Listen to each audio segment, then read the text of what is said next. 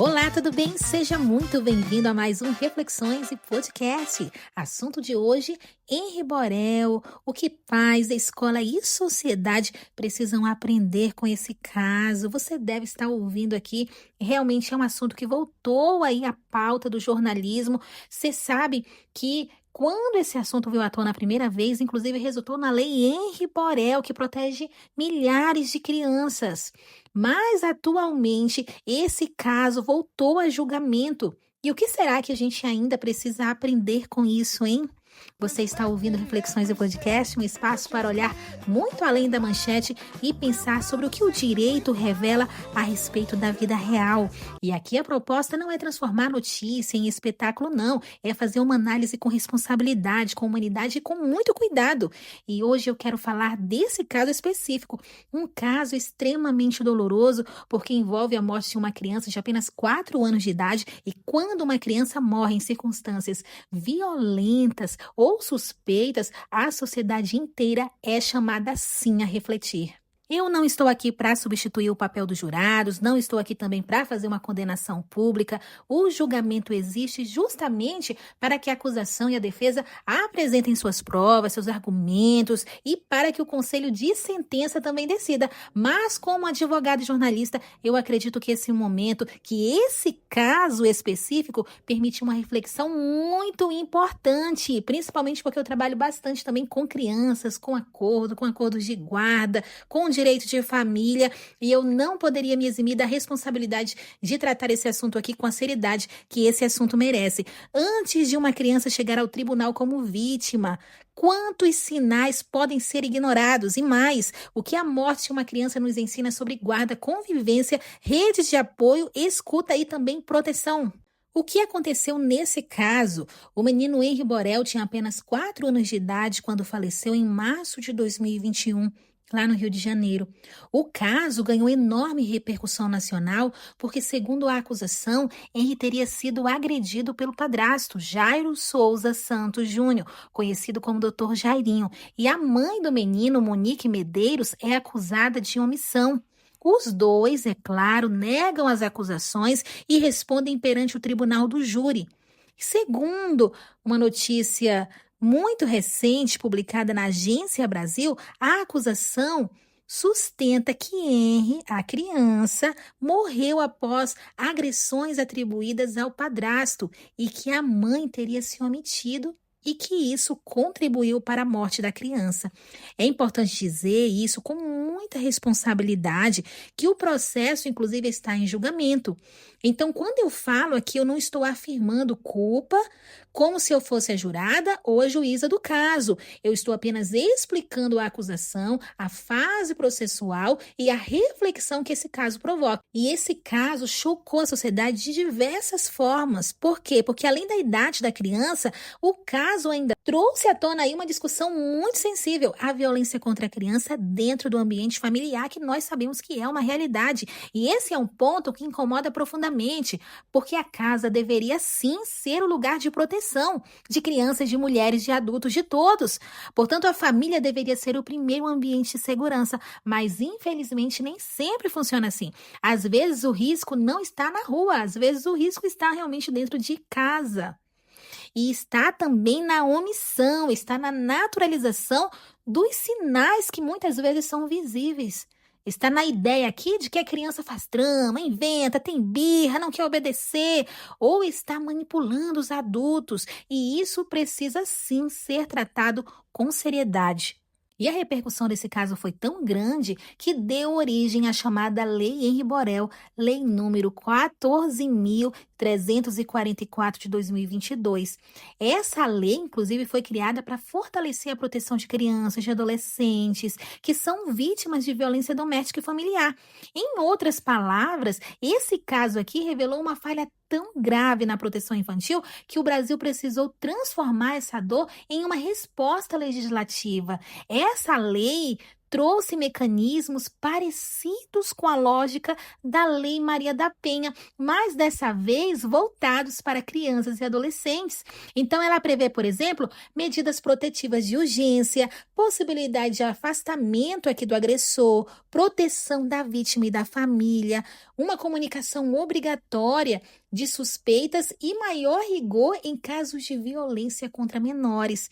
E aqui fica uma reflexão muito importante para a gente, porque quando uma tragédia chega ao ponto de virar uma lei, de chegar realmente ao legislativo, é porque a sociedade percebeu tarde demais que havia uma vulnerabilidade que precisava ser protegida. E, infelizmente, uma criança, mais uma criança, precisou falecer para que virasse lei.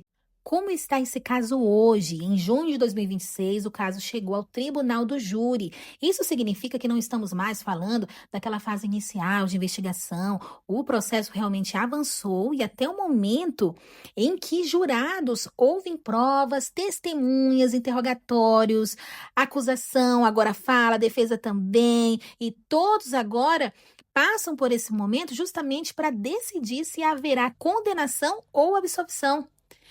E o que nós temos também aqui em relação a isso? Que, segundo a Agência Brasil, em 2 de junho de 2026, o julgamento entrou no 9º dia, no 2º Tribunal do Júri do Rio de Janeiro, sendo considerado, inclusive, o júri mais longo da história do Estado. Até a segunda-feira anterior, tinha sido ouvidos 22 testemunhas, e a expectativa ainda era de que o resultado saísse entre quarta e quinta-feira daquela semana.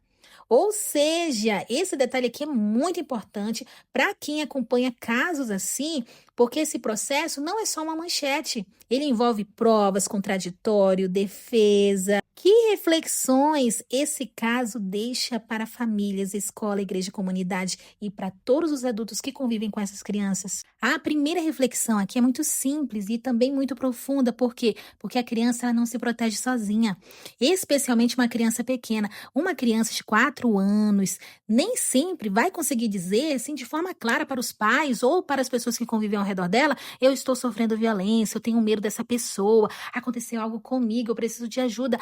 Nem sempre.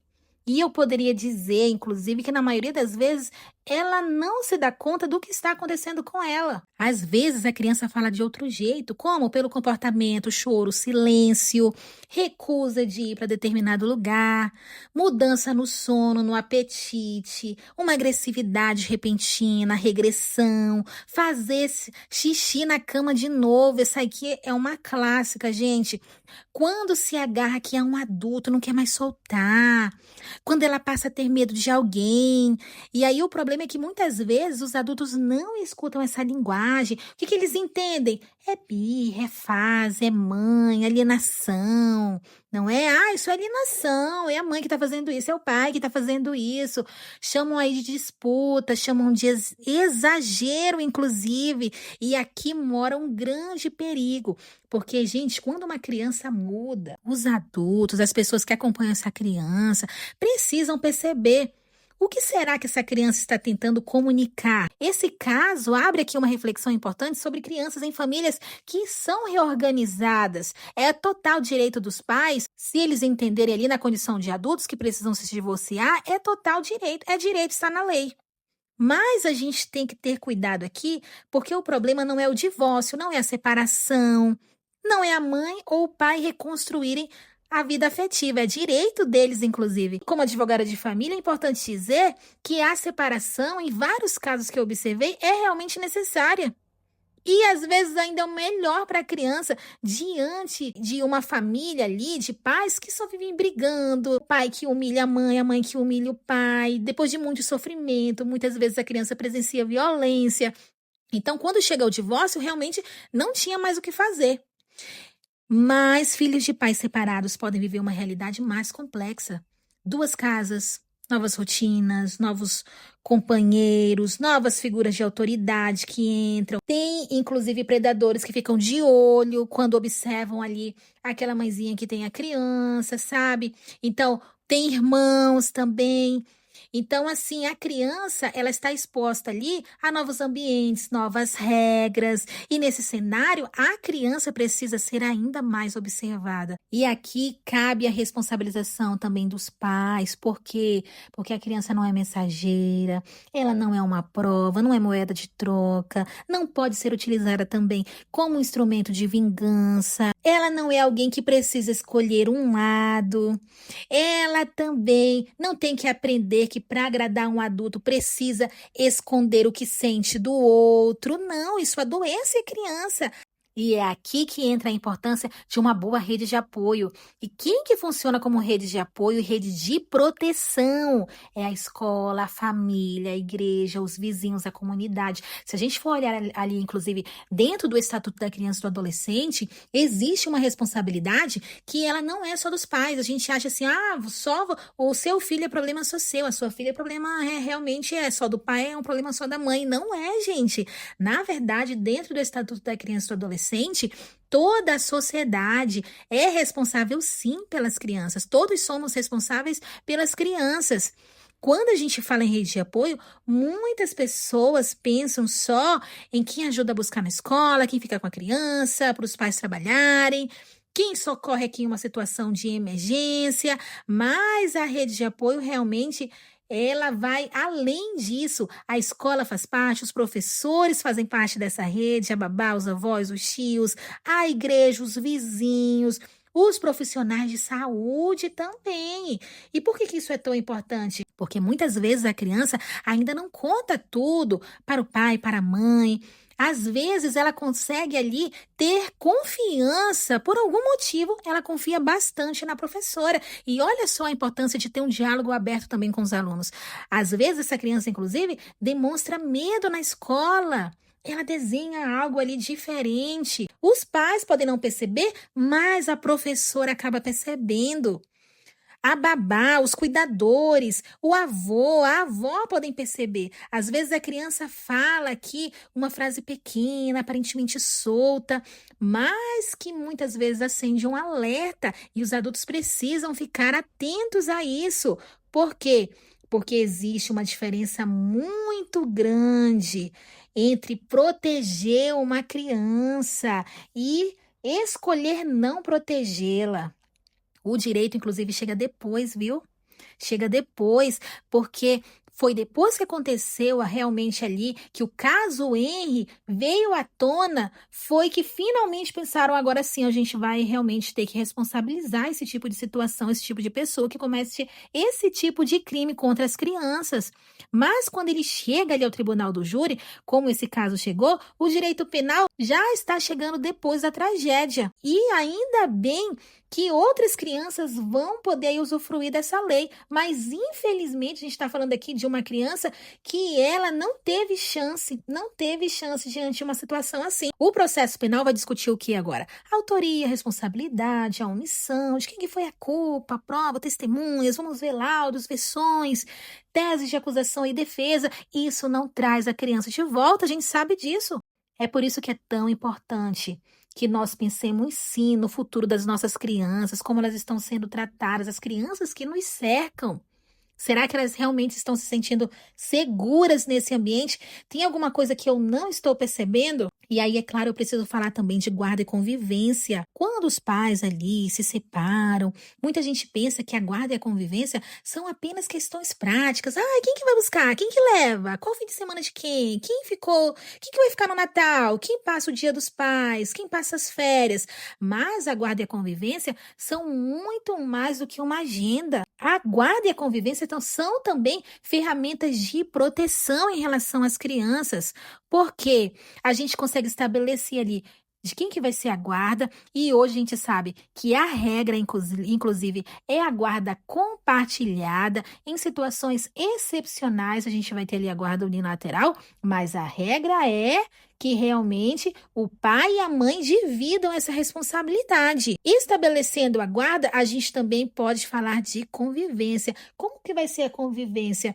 É admirável que um pai ou uma mãe não queira conviver com seu filho. Como assim? Você deveria ser, inclusive, a pessoa que mais deveria se preocupar ali com essa criança. Mas nós estamos falando também de realidades, não é? E quando a gente fala disso, a gente está falando aqui de convivência também. E aí? E aí tudo vai ser definido, como vai acontecer a convivência, vamos organizar a questão das férias, dos feriados, como vai ser a comunicação entre os pais, como vai acontecer a retirada da criança, a devolução, vamos definir todos os horários, quem vai acompanhar as consultas médicas. Quem que vai, se for chamado ali na escola, quem que vai primeiro, quem que vai depois, ambos vão juntos, como é que vai ser isso? E em relação a viagens também, e o objetivo é tentar ali prever nesse acordo N situações que podem acontecer com a criança, para diminuir brigas na frente da criança, e evitar que tudo realmente dependa da boa vontade do momento, e muitas vezes o humor já vai ser outro. Então é muito importante que isso já esteja estabelecido em um momento ali de harmonia e que esse acordo, inclusive, seja homologado ali pelo juiz. E é importante também que a criança tenha rotina, tenha previsibilidade. E a gente nem está falando aqui de crianças que têm alguma necessidade especial. Porque se a criança tem alguma necessidade especial ali, é uma criança realmente que tem algum transtorno, tem alguma deficiência, nesse caso, a nossa atenção ainda precisa ser redobrada. A criança precisa saber onde vai estar, com quem vai buscar, quem vai levar, quando que ela volta. Como que vai realmente, como que ela fala com o outro genitor, quais são as regras. E quando tudo fica apenas nesse combinado verbal, funciona por um tempo, mas logo vem os conflitos, a experiência diz isso, viu? E quem sofre primeiro é a criança, porque ela que fica aqui no meio, fica no meio dessa confusão entre os pais. Portanto, uma decisão judicial, um acordo bem feito de guarda, vão impedir ali diversas situações que podem colocar em risco as crianças. E como que a gente faz aqui para ajudar as crianças na prática? Uma boa regulamentação de guarda e convivência, como eu mencionei para você, pode ajudar de várias formas para reduzir realmente esses conflitos. Tudo realmente vai ficar definido. Por isso é muito importante buscar o quanto antes a regulamentação da guarda e também da convivência. Esse caso voltou a repercutir e nós que trabalhamos com crianças sabemos que com certeza não foi à toa. Quando uma criança muda, quem ao redor está de fato prestando atenção? Crianças que antes eram alegres e aí passam a ficar retraídas, criança que não quer ir mais para determinado lugar, criança que volta diferente, criança que começa agora a apresentar sintomas físicos sem explicação clara, mudança de sono, alimentação, comportamento. Frases que parecem soltas, muito cuidado com isso, é por isso que eu repeti, inclusive aqui, todos esses sinais de alerta. O caminho responsável é observar, registrar, conversar com profissionais, procurar orientação, dialogar com a escola, dialogar também com a criança. É nossa função protegê-las. O caso Henri Borel dói porque fala de uma criança que não teve tempo de crescer, mas ele também precisa nos fazer olhar para muitas outras crianças que ainda estão vivas. Ainda dá tempo de nós ajudarmos essas crianças. Elas ainda estão demonstrando sinais, ainda estão no meio desses conflitos horrorosos entre os familiares, ainda estão convivendo com adultos que talvez não estejam atentos o suficiente, mas você está. Se você está ouvindo esse podcast, eu tenho certeza que você está. Nós não podemos tratar a morte de uma criança como um entretenimento, mas nós podemos transformar a dor desse caso em uma responsabilidade real, em um foco. Nós podemos mudar ainda o destino das crianças que estão ao nosso redor se nós tivermos um olhar mais atento. Infelizmente, o direito chegou depois para o menino Henri, Mas e as crianças ao nosso redor? Elas estão realmente sendo vistas? Esse foi o Reflexões e Podcast de hoje. Eu sou Ana Bezerra, advogada e jornalista, e este é um espaço para nós olharmos muito além da manchete e entender o que o direito revela sobre a vida real. Um grande abraço e até a próxima.